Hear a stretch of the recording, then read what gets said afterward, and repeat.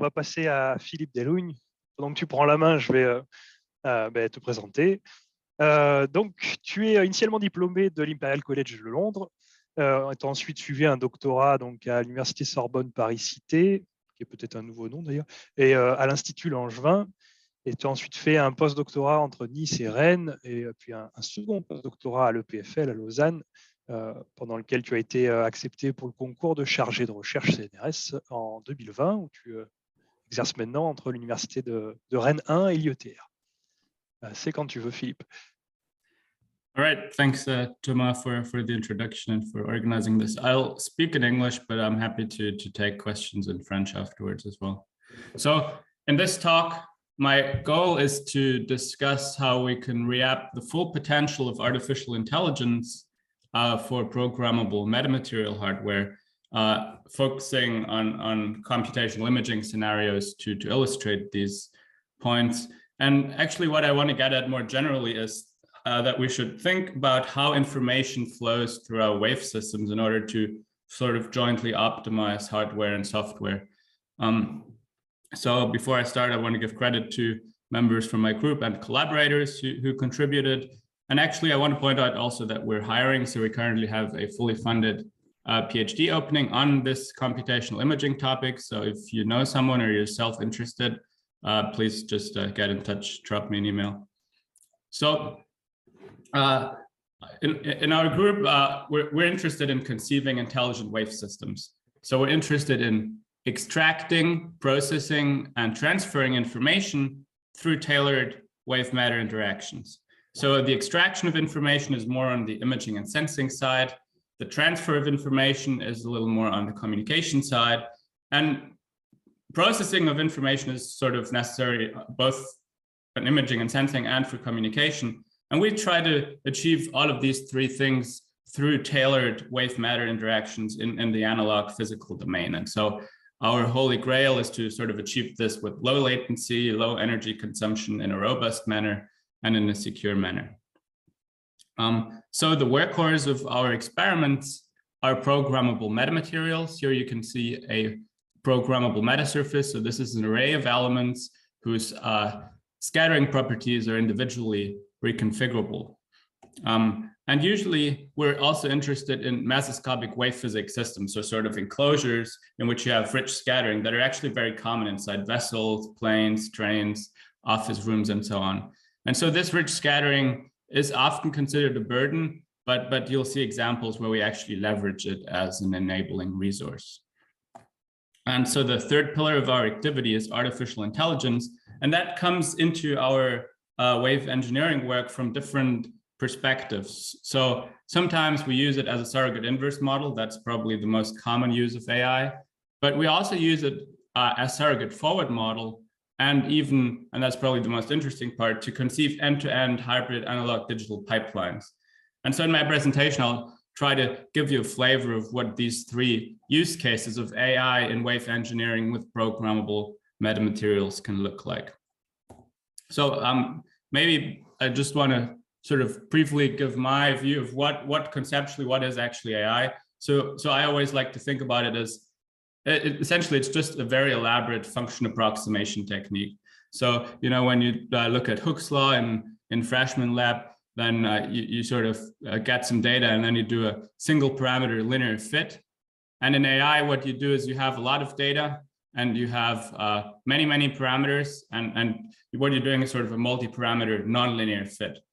But at the end of the day, it's function approximation. And so actually the first thing that you want to think about when you want to use AI is what function are you actually trying to approximate. And so in this talk, I want to focus on wave systems for information extraction. So imaging, sensing, localization, and so on. And so sort of my key message is that we should always try to follow the flow of information. So here's an example of how information flows through wave systems that seek to extract information. So we begin on some abstract level in an information space where we have some information X. So say the information was peace.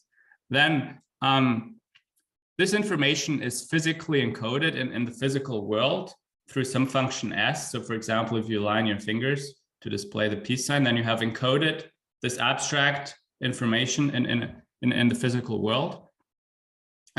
Then we perform measurements in this physical world. So that's where the wave engineering comes in, and we think about how should we illuminate the scene and what hardware should we use and so on. So ultimately we have some function M acting on S of X. And then based on the measured signals, we do our signal processing. So we try to estimate the information of interest. So we have some function D that interprets our measured signals.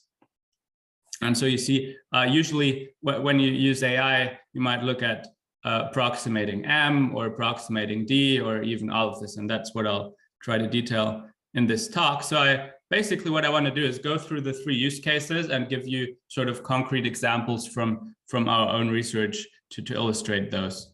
So I want to start with the case of using AI as a surrogate inverse model. And so that means that we use AI to approximate a function that does the data interpretation for us. And the scenario that I want to use to illustrate this is one from computational imaging. So we've been thinking about this long-standing challenge of how to achieve sub-wavelength sensing accuracy without using evanescent waves. And so we hypothesized that if you place the scene that you want to image inside a reverberating enclosure, as opposed to in free space, then because the waves are reverberating so much, as they bounce around, they would become a lot more sensitive to small details of the scene. And so the sort of sought after sub-wavelength information should actually be more efficiently encoded in the measurements if we're performing them in an enclosure as opposed to free space. But of course, the reverberation also completely scrambles the information. So we have some sort of inverse problem to solve. But and so that's where the AI comes in. But there's really an interesting physics point here, which is this fundamental link between the dwell time, the sensitivity, and the achievable resolution. So to explain this a little better, I want to start by looking at some common misconceptions. So it is commonly believed that you need evanescent waves for deeply sub-wavelength sensing, and that the resolution is somehow related to the achievable focal spot size. But if you look at a simple interferometer, it's actually obvious that you get deeply sub-wavelength interferometric sensitivity without any focusing. So these are misconceptions. But the interferometer is, of course, essentially a one-dimensional device. So we need to think about how we can generalize this to sort of achieve interferometric sensitivity in 2 or 3 dimensions to tackle the imaging and sensing problems that we're interested in. And so to do that, I want to briefly review basically how the coded aperture imaging works. So coded aperture imaging, essentially, the idea is that you have a scattered wavefront, and instead of just discretizing it with an array of receivers, you multiplex it across different configurations of coded aperture into a single detector. And so a very common and elegant way of doing this in practice is to use the spectral degrees of freedom of a chaotic cavity. And so that's something that Thomas, I guess he was one of the first to do this. And so this is by now, I guess, very well established. And what we've been interested in is a tiny modification of this. So to say, what happens if we actually place the object that we're trying to image and the wave source inside this chaotic cavity? And so the main difference is that in the conventional case, the wave interacts once with the object, whereas in our case of this reverberation coded aperture, as we term it, the wave encounters the object as many times as it bounces around in this cavity. And so that means, well, on the one hand, the Born approximation is obviously not valid anymore, so we need to think about other data interpretation techniques. But on the other hand, this is really essentially the generalized interferometer. And so that's how we should be able to get this interferometric sensitivity for the sort of imaging problems we're interested in. So here is a very simple proof of principle experiment where we apply this to object localization. So you can think of object localization as essentially imaging an extremely sparse scene. So this is a typical setup that we consider an irregularly shaped metallic enclosure, and we measure the wireless channel at a single frequency between 2 antennas for a fixed series of random configurations of this metasurface. So the wireless channel essentially depends on how we configure the metasurface, but also where these objects are located at. And so we can establish, in fact, a dictionary of what this series of measurements looks like for different object positions. And then this series of measurements for a given object position is essentially like a wave fingerprint because it's unique for different object positions. But so then the question is, if during runtime we make a certain measurement, then how can we figure out where the object is at? Because if you look at these measurements, they're not sort of very meaningful just upon visual inspection. And so that's where we have to solve this inverse problem. So essentially our goal here is to approximate a function d that inverts the flow of information from x into sx into m of s of x. And so that's where we can train a surrogate inverse model using AI to approximate this function d. And so the advantage here of AI is that we don't actually have to have an analytical formulation of anything here. We can just use data to learn this function approximation. And so that's sort of very simple. You can use very standard AI techniques. And that seems to work very well. So to look a little more at the fundamental physics here at play, so what we've discovered is that there's a fundamental link between the time that a wave dwells in the system and the achievable localization error. So the higher the dwell time, the lower is the localization error. And we've established that there are three independent mechanisms that explain this relation, two of which are probably pretty obvious. So the first one is that if you have more reverberation, then you have stronger signals, so that helps. The second one is probably also still quite obvious to experts in computational imaging. So if you have stronger reverberation, then you have more redundancy in your measurements. So that, oh no, sorry, it's the reverse. If you have more reverberation, then you have less redundancy in the measurements, and so that helps. But the most interesting aspect is probably the third one, which is that just if the wave dwells longer in the system, it just intrinsically develops more sensitivity to small details. And to show you that these three are sort of really independently at play, we can actually get rid of the influence of the first two by operating at a fixed signal to noise ratio and by using a single measurement so that there's no notion of redundancy in subsequent measurements. So we'll be only left with the intrinsic sensitivity. So that's what we did here. Using a single degree of freedom as a function of SNR, we still observe that for longer dwell times, the localization error is lower. And we also performed some experiments to confirm this. And actually, we used very cheap hardware, so software-defined radio here. And even with that simple setup, we achieved localization precisions of 1/76th of the wavelength. So clearly, there's no half wavelength bound as is commonly assumed. So that was one example of using AI as a surrogate inverse model, and I think it included interesting physics, this example. Now I want to briefly look at a case where we use AI as a surrogate forward model, but I'll try to go quickly on this so that we can get to the third and most interesting part. So in the second point, so the motivation for this second point is to think about if we wanted to use these programmable metasurfaces for communications, so that is actually a very active area of research, then typically we would end up deploying them in dynamic rich scattering environments. So like an indoor environment at home or factories are actually a big deployment scenario of 6G.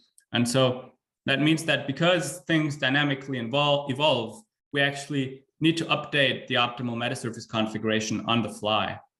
But the wireless channels in these dynamic rich scattering scenarios, they're actually subject to a nonlinear double parameterization, both through perturbing objects and through the programmable metasurface. And so that means if we want to sort of successfully achieve this metasurface assisted communication, we'll actually have to, first of all, acquire full context awareness. That means localizing and sensing of everything that can be evolving in the environment. So that leads us to a convergence of localization, sensing, and communications. And so, like I said, I'll give you only a brief overview of this specific part. And in particular, I want to emphasize that there will be a scenario where we use AI to approximate actually a physical forward model. So where we try to approximate how waves propagate in a physical system. So just briefly, I want to explain to you how wireless channels are parameterized. So if you have a programmable metasurface in free space, then it's a very simple cascaded linear parameterization. So that's what you would have, for example, if you did experiments in an anechoic chamber, and that's actually what people do a lot. But in practice, like I said, the envisioned scenarios, 6G and so on, they actually take place in factory settings where you have a lot of metallic objects that are moving. And so in general, actually, the parameterization of the wireless channels is nonlinear. So this is something that is actually largely overlooked. But in physics, I think it's actually well understood that the Green's function depends nonlinearly on the structure of the matter. And so this means that it's not enough to just sound the channel between the metasurface and the transmitter and the metasurface and the receiver, because we have all these nonlinear interactions in general. And so that means that we will have to sort of perform integrated sensing and communications. So first of all, we'll have to sense and localize in order to gain full context awareness. So everything that can be moving in the environment, we need to know where it is and what shape it takes, because all of that will affect our wireless channel. And so that's essentially a surrogate inverse. That's essentially an inverse problem that we can solve using surrogate inverse models, very similar to what I talked about in the first part of my talk. And then once we know what the environment is like, we can actually start to tackle communications. So in that case, first of all, what we'll need is a forward model. So we need to understand, given the perturber status that we just estimated and some configuration of the metasurface, what will be our wireless channel. And so this is where it might end up being useful to learn surrogate forward models, because wave propagation is so complicated and non-linear, and we don't necessarily have analytical descriptions. And so this, obviously, you'll notice that this involves a lot of overhead. So if you want to perform communication, you actually have a huge overhead in terms of, first of all, acquiring full context awareness, but because there could also be other appliances that need the context awareness, then you can possibly sort of justify this overhead. And so once you have this forward model and you know how to feed it with the perturber information, then you can use the learned surrogate forward model to perform sort of on-the-fly inverse design of your desired metasurface configuration. And I won't detail this in too much. I just want to show you one sort of important result that we got on this. So actually, we used a closed loop approach because learning this nonlinear function was actually really, really complicated. So we looked at a scenario basically where you're inside an enclosure, you're interested in the wireless channel between the base station and the user equipment, and there's this huge object moving around and changing its shape. And the important thing that we discovered here was that essentially there's a certain noise threshold. So above that noise threshold, it makes sense to try to gain the full context awareness, whereas below this noise threshold, it's actually better to ignore the context and use metasurface configurations that are optimal on average for communication purposes.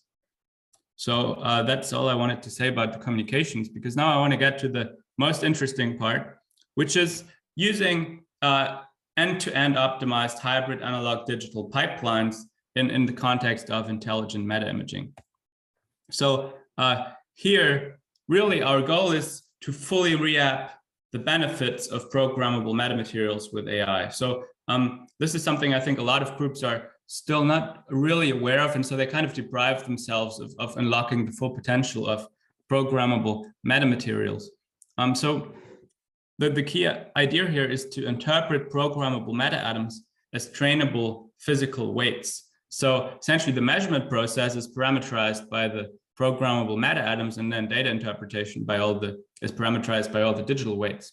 And so we can conceive one single pipeline that is sort of end-to-end. It starts on the physical layer and it goes all the way to our final result after processing. So it includes both the M, the measurement, and D, data interpretation.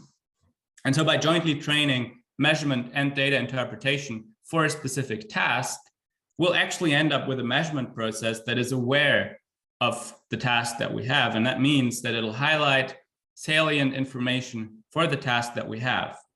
And so this learned sensing paradigm essentially uses purposefully non-isometric embeddings of scene information, which should be contrasted with compressed sensing, where you actually seek isometric embeddings because you're completely task agnostic. And so the learned approach, as you'll see, will actually enable significant latency improvements. So this is essentially similar to the flow of information I already told you before. The important thing is to recognize that in the vast majority of cases, when you perform imaging, computational imaging, actually you're not interested in just obtaining an image, but the ultimate goal is to answer a specific question about the scene. So it could be, is the person wearing a concealed weapon, or what hand gesture is being displayed? Is there a pedestrian on the road ahead?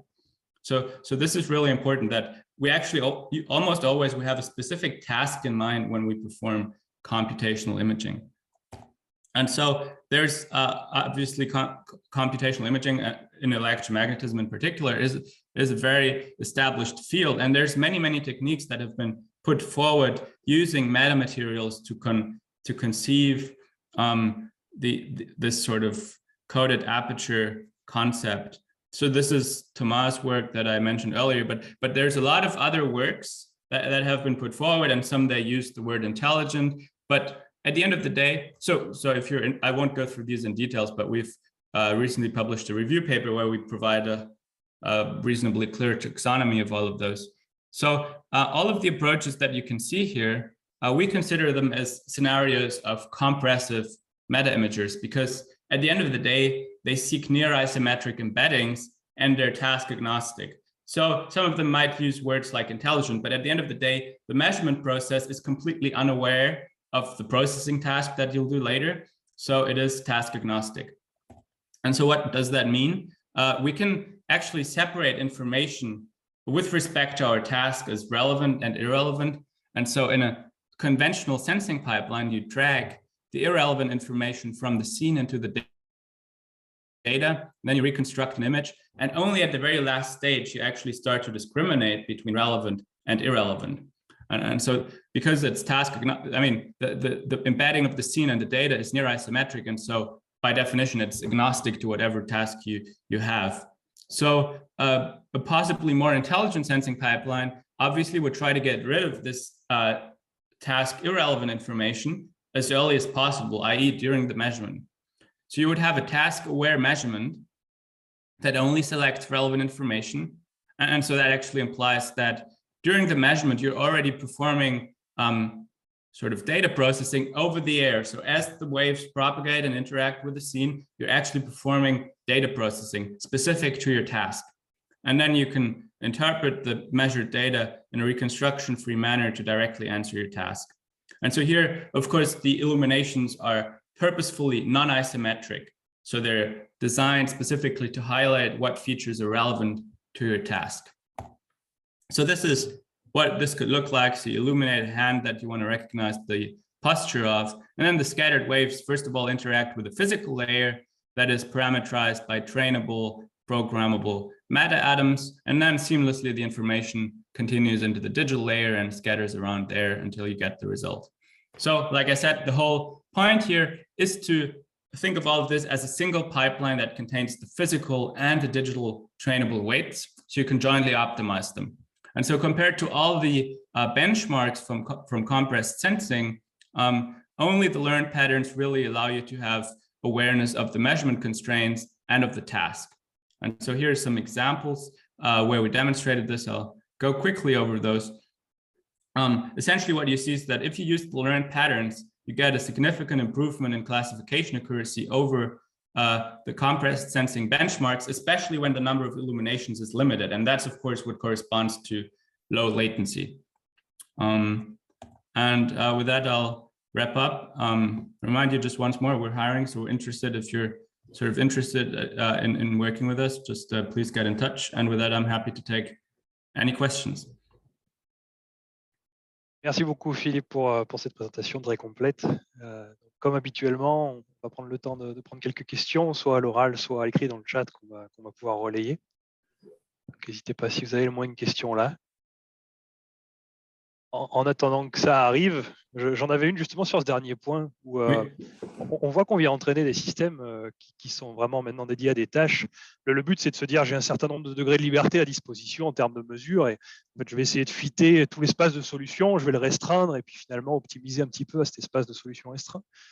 La grande question, c'est quand on définit une tâche, comment est-ce qu'on définit les bordures, les limites de cet espace de solution qui va être celui qu'on espère rencontrer plus tard et comment est-ce qu'on fait en sorte de ne pas avoir de mauvaises surprises, que des cas qu'on pensait dans l'espace soient finalement dehors par rapport à notre détection. Oui, je pense là, toute la complexité, enfin, tout le défi, c'est il faut avoir assez de données pour entraîner les réseaux de neurones qui doivent être représentatifs. Donc, si on peut assurer qu'on a un jeu de données qui est représentatif, alors normalement, on va couvrir toutes ces possibilités. Mais si effectivement, si on essaie d'entraîner son réseau de neurones avec un jeu de données qui est beaucoup trop restrictif, alors on peut effectivement avoir des mauvaises surprises. Très bien, merci. Est-ce qu'il y a la moindre autre question venant à Thomas, oui. Linda? Oui, je peux prendre la parole? Merci. Bien sûr, oui. Merci. Alors, j'ai une petite question. Merci Philippe pour la présentation. Donc, c'est une question un peu naïve. Je ne comprends pas pourquoi l'intelligence artificielle exactement. Est-ce que, par exemple, vous avez essayé les méthodes parcimonieuses? Est-ce que c'est quelque chose qui peut apporter des informations donc avec moins de jeux de données, justement, un équivalent d'informations? Des méthodes parcimonieuses pour où exactement?